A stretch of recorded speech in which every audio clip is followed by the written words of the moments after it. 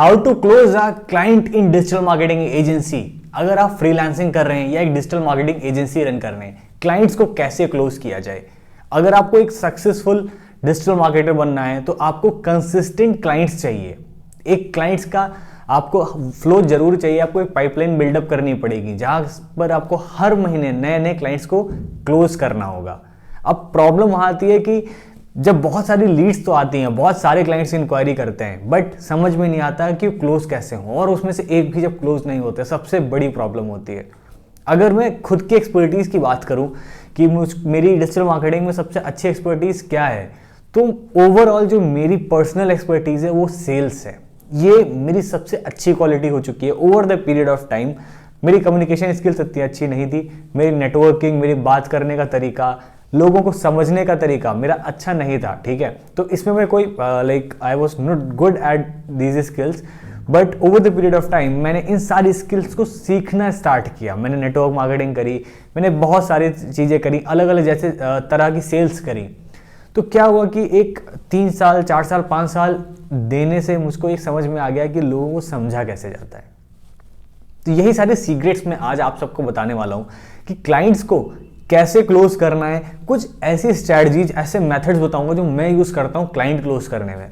मैंने लास्ट ही मंथ ही लिंक्डइन से अराउंड 5 से 6 क्लाइंट क्लोज किए। उसमें से 3 से 4 हाई टिकट क्लाइंट्स थे, और जो मेरे पास रेफरल के थ्रू क्लाइंट्स आते हैं वो मैं ऑलमोस्ट क्लोज ही करता रहता हूं। तो आप कह सकते हो 8 से 10 नए क्लाइंट्स हमने लास्ट मंथ क्लोज किए हैं। अभी आप ये सेटअप देख पा रहे हो, थोड़ा चेंज हो चुका है। मैं आप सबको बता देता हूँ क्योंकि मैंने अपना ऑफिस शिफ्ट किया है। जहाँ पे मैंने वीडियो शूट करता था वहाँ पे भी मैं रेनोवेट करा रहा हूँ, चेंज करा रहा हूँ।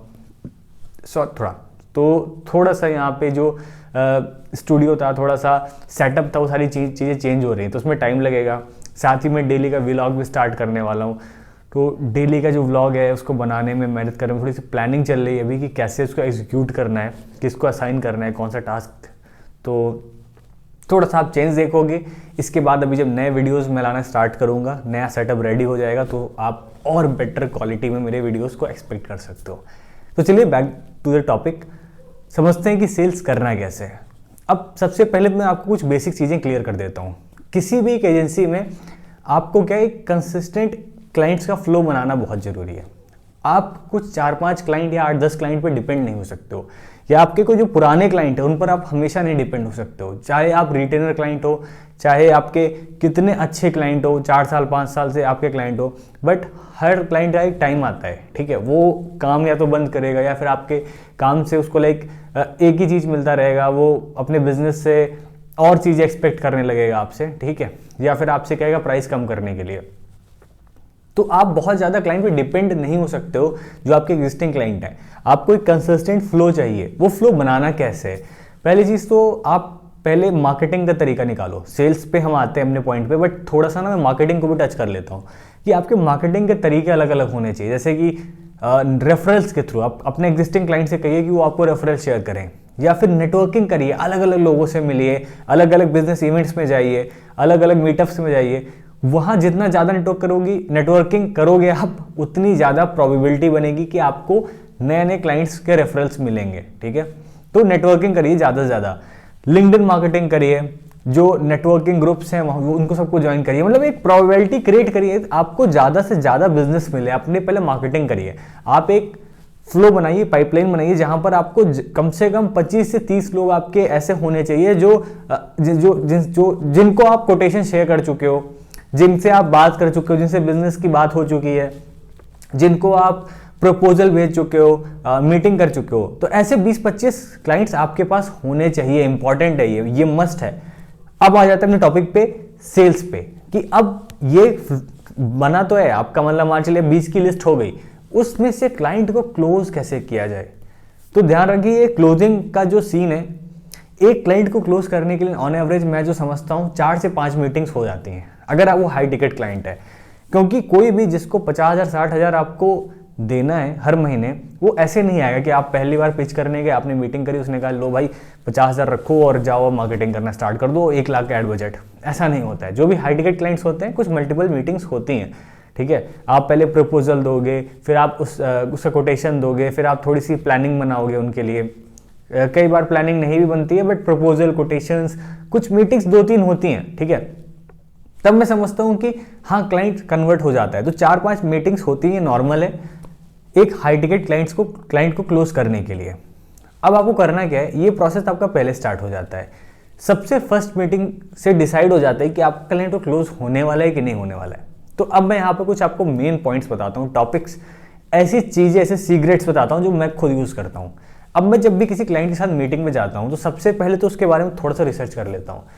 फॉर एग्जाम्पल उसका इंस्टाग्राम पेज, उसकी वेबसाइट, थोड़ा उसके उस बारे में, वो क्या काम करता है, उसके कंपटीटर्स कौन कौन से हैं। तो ये सब मैं कुछ बेसिक कर लेता हूँ। मतलब मैं बहुत इस पर कोई रिसर्च नहीं करता हूँ बहुत देर, 5-10 मिनट लगता है मुझको और मैं कुछ बेसिक्स इन्फॉर्मेशन उठा लेता हूँ, ठीक है। तो over the period of time मैं करते करते इतना एक्सपर्ट हो गया हूँ, तो अब मुझको बहुत टाइम नहीं लगता है, ठीक है। अब मैं 5-10 मिनट में थोड़े बहुत बेसिक चीज़ें कलेक्ट कर लेता हूँ, ताकि जब मैं उसके साथ बैठूँ, बात करूँ, तो मुझे समझ में आए, उसके विजन से मैं कनेक्ट हो सकूँ, उसके बिजनेस को और मैं बेटर समझ पाऊँ। तो जाते टाइम पहले मैं खुद को इंट्रोड्यूस कर देता हूँ। खुद का इंट्रोडक्शन में बहुत शॉर्ट और क्रिस्प में रखता हूँ, पर कुछ ऐसे पावरफुल वर्ड्स में यूज़ कर देता हूँ कि क्लाइंट को ना सारी चीज़ें क्लियर हो जाती हैं। फॉर एग्जाम्पल, जब भी मैं खुद को बताता हूँ तो मैं उसको बताता हूँ मेरे 5 साल का लगभग एक्सपीरियंस है डिजिटल मार्केटिंग में, और मैं एजेंसी लगभग 3 साल से रन कर रहा हूँ। मतलब उसको पता होना चाहिए ना कि मैं कोई नया बंदा नहीं हूँ, मैं कोई 1 साल 2 साल से सीख नहीं रहा हूँ, मैं 4-5 साल हो गया करते हुए। मुझको पर्सनली, मतलब जिससे आप बात कर रहे हो, जिसको आप प्रोजेक्ट दे रहे हो, वो 5 साल से डिजिटल मार्केटिंग कर रहा है और एजेंसी को 3 साल से ऑलरेडी सक्सेसफुली रन कर रहा है, ठीक है। ये पहली चीज़ हो गई। दूसरी चीज़, अभी हमारा ऑफिस है इस जगह पे, ताकि वहाँ पे ट्रस्ट बिल्डअप कर दें। ऐसा ना लगे कि उसको फ्रीलांसर है, उसको लगे कि हाँ प्रॉपर ऑफिस है, एजेंसी है और ये यहीं से एक अच्छा काम कर रहे हैं। और हमारे लगभग 8 से 10 टीम मेंबर्स हैं। तो मैं इन सब चीज़ों को बोल देता हूँ, उससे क्लाइंट के माइंड में एक इमेज क्रिएट हो जाती है कि हाँ भाई ये जो बंदा बात करने आया है, एक्सपीरियंसड है, टीम को चला रहा है, प्रोजेक्ट चला रहा है, मतलब काम वाम ढंग का कर रहा है। यहाँ से ना मैंने एक अपनी इमेज क्रिएट कर दी। अब सब कुछ मैं क्लाइंट के ऊपर छोड़ देता हूँ। अब मैं यहाँ से ज़्यादा नहीं बोलता हूँ। सबसे पहले मैं क्या करता हूँ, मैं क्लाइंट को सुनता हूँ, मैं समझता हूँ, मैं पूछता हूँ कि आपने बिजनेस के बारे में बताइए। मेरे कुछ क्वेश्चंस हैं जो मैं आपको बता देता हूँ। मैं हर क्लाइंट से पूछता हूँ कि आपका टारगेट कस्टमर कौन है, आप कौन सी लोकेशन में ऐड करना चाहते हैं, पास्ट में आपने कभी ऐड किया है या नहीं किया है, या फिर पास्ट में आपने किसी एजेंसी के साथ काम किया है। तो बहुत सारे ऐसे क्लाइंट होते हैं जो पहले किसी ना किसी एजेंसी के साथ काम कर रहे होते हैं, बट उनका काम नहीं होता, सेटिस्फाइड नहीं होते हैं, मतलब उनको रिजल्ट्स नहीं मिलते हैं, तो हमारे पास आते हैं। तो उस केस में हम उस क्लाइंट से पूछ लेते हैं कि अच्छा ठीक है, ये बताइए कि जो लास्ट आपकी एजेंसी आपके साथ काम कर रहे थे, तो ऐसी क्या चीज़ें थी जो आपको डिलीवर नहीं कर पाए, आपकी ऐसी क्या एक्सपेक्टेशंस थी। क्योंकि हम दोनों साइड से समझते हैं, सिर्फ हम ये नहीं देखते कि हाँ वो एजेंसी खराब होगी या फिर एक क्लाइंट खराब है। मैं समझने की कोशिश करता हूँ कई बार क्लाइंट्स की कुछ ऐसी एक्सपेक्टेशन तो नहीं जो एजेंसी नहीं फुलफिल कर पा रही है, शायद वो एक्सपेक्टेशन मैं भी ना फुलफिल कर पाऊँ, मेरे पास उतने रिसोर्सेज हैं या नहीं है। तो मैं पूछ लेता हूँ क्लाइंट से कि आपकी क्या ऐसी एक्सपेक्टेशन थी, क्या ऐसी चीज़ थी जो आपको लग रहा था इंप्रूव होनी चाहिए। अगर वो न्यू क्लाइंट है तो मैं पूछ लेता हूँ कि अभी आप डिजिटल मार्केटिंग में क्या कर रहे हो, अभी आपका बिजनेस डिजिटल मार्केटिंग में नया है या फिर आपने कभी एड्स रन किए हैं, Facebook page, Instagram page, website कुछ बनाया है कि नहीं बनाया है।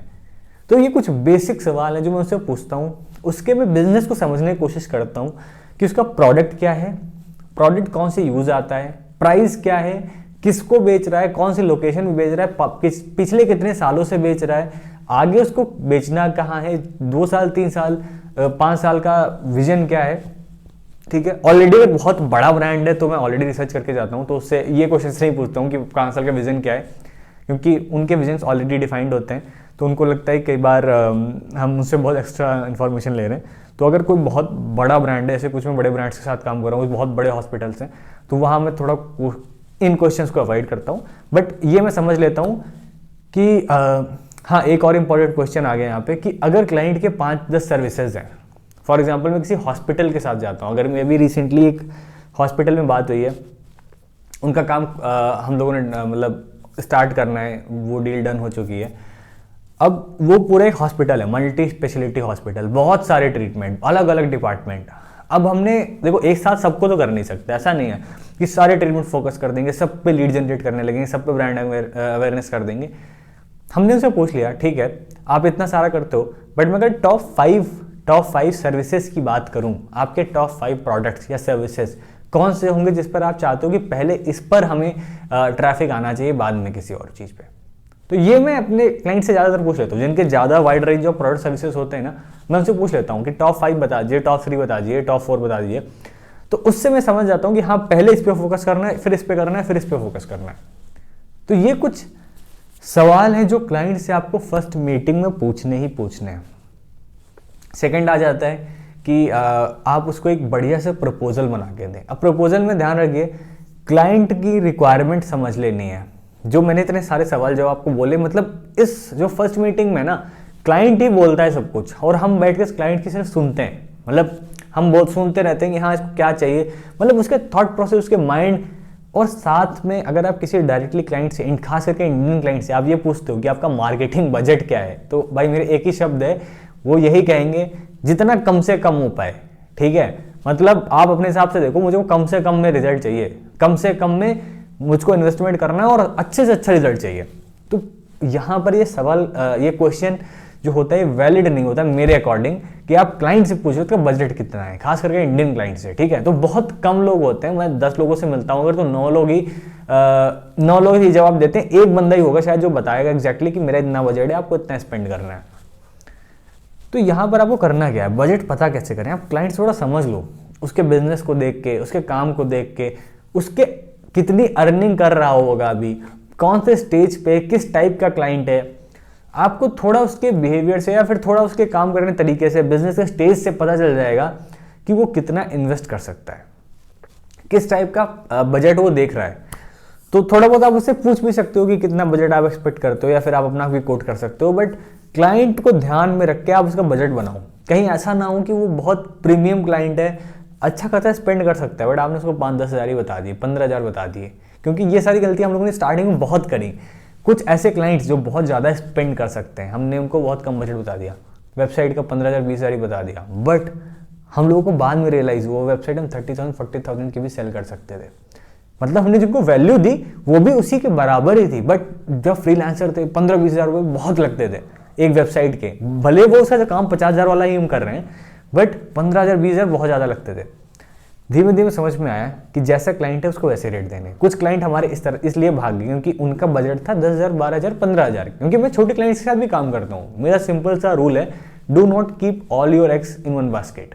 मतलब आपको हर तरह के क्लाइंट चाहिए, आपको छोटे भी चाहिए बड़े भी चाहिए। एक एजेंसी को बनाना है, छोटे क्लाइंट से एटलीस्ट बिजनेस के खर्चे या फिर आप सैलरी, ये सारी चीज़ें निकल जाती हैं। ठीक है, और हर तरह के क्लाइंट होने चाहिए। बट स्टार्टिंग में क्या होता था, कुछ छोटे क्लाइंट है, मैंने उनको बड़ा बजट दे दिया, मैंने उनको दे दिया 50,000 महीने का रिटेनरशिप, या फिर 40,000 की वेबसाइट, 30,000 की वेबसाइट, बट उनका बजट था सिर्फ 15,000 की वेबसाइट का, या 12-13,000 की वेबसाइट, 2-3 पेज ही चाहिए थे। वहाँ से वो क्लाइंट भाग गया।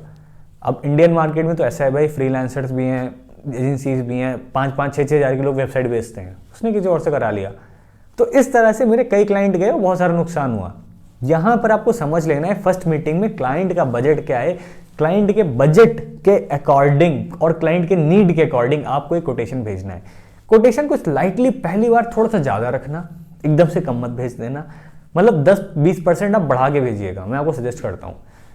मीटिंग करिए, थोड़ा बहुत नेगोशिएट करिए उसके साथ, देखिए कितना नेगोशिएट हो सकता है, क्योंकि नेगोशिएशन इंडियन मार्केट में अगर काम कर रहे हो तो होना ही होना है। इस बात को दिमाग में रख के चलो। ठीक है, तो इतना रहे कि हाँ अगर नेगोशिएट करता है तो आपके प्रॉफिट से आपका जो बिजनेस है, आपका काम, वो अच्छे फ्लो में चले। तो आपको प्रपोजल दे देना है, मीटिंग्स करनी है, कुछ चीज़ों का बहुत खास ध्यान रखना है।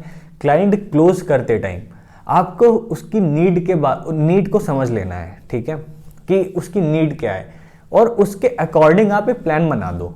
आप कह दो ठीक है, आप मुझको एक साथ पूरा पैसा मत दो, आप पहले मुझको 50% दो, क्योंकि इनिशियली सारी चीज़ें सेटअप करनी रहती हैं। अगर आपके वो रिजल्ट्स आए, आप मेरे काम से सेटिस्फाइड हो, आपका लाइक एक्सपेक्टेशन फुलफिल कर रहे हैं, हो रही हैं, तो आप मुझे remaining 50% of the amount at the end of month देना, और उसके बाद आपकी जो बिलिंग है वो मंथ के स्टार्टिंग में स्टार्ट होगी। आप इस तरह से क्लाइंट को प्रपोज कर सकते हो कि स्टार्टिंग में आप उससे कह सकते हो कि जो बजट है आप 50% दें और 50% at the end of month दें। अब मैंने यहाँ पे वर्ड यूज़ किया एक्सपेक्टेशंस। ये जो वर्ड है खास करके इंडियन क्लाइंट के साथ बहुत लाइक, अगर आपने क्लियर नहीं करी एक्सपेक्टेशंस ना, तो आपसे कुछ भी एक्सपेक्ट करेंगे। मतलब अगर आप सिर्फ उनके गूगल एड्स मैनेज कर रहे हो तो वो चाहेंगे आपका ग्राफिक भी बना दो, लैंडिंग पेज भी बना दो, कल का उनके कोई इवेंट पड़ता है ना, शादी मुंडन इसका सब, वो भी कहेंगे उसके भी ग्राफिक बना दो। तो भाई ये सारी चीज़ें हम झेल चुके हैं, ठीक है, आपको नहीं करनी है गलतियाँ। एक प्रपोजल में सबसे नीचे क्लियर मेंशन कर दो इंक्लूजन्स और एक्सक्लूजन्स। इंक्लूजन मतलब Facebook ad, website, Google ads, अगर ये आपने पैकेज में दी है। एक्सक्लूजन्स क्या क्या नहीं है भाई, एक चीज़ का आप ध्यान रख लो, हर प्रपोजल में क्या इंक्लूडेड है, मिस हो जाए चलेगा, बट क्या नहीं इंक्लूडेड है वो आप एकदम क्लियर होने चाहिए। मतलब कि अगर आप वीडियो एडिटिंग नहीं देते हो तो साफ आप लिख देना वीडियो एडिटिंग इंक्लूडेड नहीं है। ऐड बजट अगर उसमें नहीं है तो लिख दो आप ऐड बजट नहीं है। लैंडिंग पेज अगर सिर्फ वेबसाइट में 10 पेज ही हैं तो लिख दो कि पर पेज अगर एक्स्ट्रा बनेगा तो 2000, 3000, 5000 रुपये एक्स्ट्रा चार्ज करोगे ही करोगे आप, मतलब जैसा भी आपका प्राइस हो उसके अकॉर्डिंग आप उसमें सारी चीज़ें मेंशन कर दो। ग्राफिक्स अगर आप 10 देने हैं, अगर क्लाइंट आपसे बोल रहा है तो लिख दो कि 10 के ऊपर ग्राफिक जाएंगे तो पर ग्राफिक 300, 400, 500 चार्जेस लगेंगे एक्स्ट्रा। सारी चीज़ें क्लियर मेंशन कर दो। नहीं तो क्या होगा, जो मैंने आपको चीज़ बताई कि 50% आप पहले लो, 50% एंड ऑफ मंथ, अगर उसकी एक्सपेक्टेशंस पूरी होती हैं तो इस केस में अगर आप क्लियर नहीं करोगे तो उसकी एक्सपेक्टेशंस नहीं पूरी होंगी, क्लाइंट फिर आपको पैसा नहीं देगा और आपका लॉस हो जाएगा। तो इससे बेटर पहले चीज़ों को क्लियर कर लो, क्योंकि जब क्लाइंट क्लियरिटी रहती है तो क्लाइंट के मन में भी रहता है कि हाँ ठीक है, जहाँ पैसा दे रहे हैं और सारी चीज़ें क्लियर है। तो क्लोजिंग मैंने आपको पूरा फंडा बता दिया कि क्लाइंट की क्लोजिंग कैसे करनी है। पहले आपको उसकी पूरी नीड को समझ लेना है, उसके अकॉर्डिंग आपको एक प्रपोजल देना है। कोटेशन को थोड़ा सा बढ़ा के दीजिएगा, फिर नेगोशिएट करके आप उसको क्लोज कर सकते हो। बट क्लाइंट को पहले ये जितने भी मैंने क्वेश्चन बताए इन सब को समझ लेना है, क्योंकि क्लोजिंग का मैं बहुत कोई जो सीक्रेट है वो यही सीक्रेट है कि आपको पूरा उसके बिजनेस को पता होना चाहिए, आपको समझ होनी चाहिए कि उसको प्रोवाइड क्या करना है, ठीक है। दूसरी सबसे इंपॉर्टेंट चीज और लास्ट में मैं कवर करता हूं आपका वर्क पोर्टफोलियो। अब मैं समझता हूं कि जितने वीडियोस मेरे देख रहे हैं, जितने लोग मुझको फॉलो करते हैं, पूछते हैं, सबके पास शायद उतना वर्क पोर्टफोलियो नहीं होगा जितना अभी हमारे पास हो चुका है, या शायद कुछ लोगों का अभी मुझसे भी ज़्यादा वर्क पोर्टफोलियो हो, बट वो जिस इंडस्ट्री को क्लोज करने जा रहे हैं शायद उसमें ना हो। क्योंकि हम लोग के साथ भी दिक्कत ऐसे आती है, जब नया नया हम लोगों ने स्टार्ट किया था, रियल एस्टेट क्लाइंट्स को पिच किया तो क्लाइंट क्लोज नहीं हुए, क्योंकि हमारा वर्क पोर्टफोलियो हर इंडस्ट्री में हो चुका था, मेडिकल में, डॉक्टर्स में, इंटीरियर्स में, ठीक है, यूके में भी हो गया था, दुबई में भी हो गया था, बट रियल एस्टेट में नहीं था। तो आपके पास वर्क पोर्टफोलियो होना बहुत इंपॉर्टेंट है। अगर आपके पास वर्क पोर्टफोलियो नहीं है तो आप कुछ ऐसे लोगों से टाई अप कर लो जिन्होंने बहुत अच्छा काम किया, जिनके पास बहुत अच्छा वर्क पोर्टफोलियो, आप उनके साथ काम कर सकते हो ताकि आप अपना भी पोर्टफोलियो बिल्डअप कर पाओ। तो भाई क्लाइंट क्लोजिंग में सबसे बड़ी चीज है, मैटर करती है वर्क पोर्टफोलियो। अगर आपने ये दिखा दिया हाँ आपका काम जो है उसके जैसे मैंने 5 प्रोजेक्ट 10 प्रोजेक्ट किए हैं, क्लाइंट आपको पैसे दे देगा 101%। अगर आपकी पहली सारी चीज़ें सही हैं, मतलब कि इसके जो अभी जो मैंने बोला कि वर्क पोर्टफोलियो, इसके पहले जो मैंने अभी सारी चीज़ें बताई हैं, आपके क्लाइंट की नीड समझना, प्रपोजल, ये सारी प्राइसिंग, ये सारी चीज़ें सही हैं और आपने उस पोर्टफोलियो में काम भी किया है, आपको 101% वो क्लाइंट मिलने वाला है। तो यही 2 सीक्रेट्स हैं सबसे बड़े, जिनको मैं यूज़ करता हूँ क्लाइंट को क्लोज करने के लिए। आप भी इनको यूज़ कर सकते हो। और अभी हम लोग प्रिपेयर कर रहे हैं कि डेली के जो व्लॉग्स बना रहे हैं उनको कैसे आप तक पहुँचाया जाए, कैसे उनको एडिट किया जाए, सारी चीज़ें। तो बहुत ही जल्द आपको डेली के व्लॉग्स भी मिलने वाले हैं, बहुत इंटरेस्टिंग रहेंगे यार।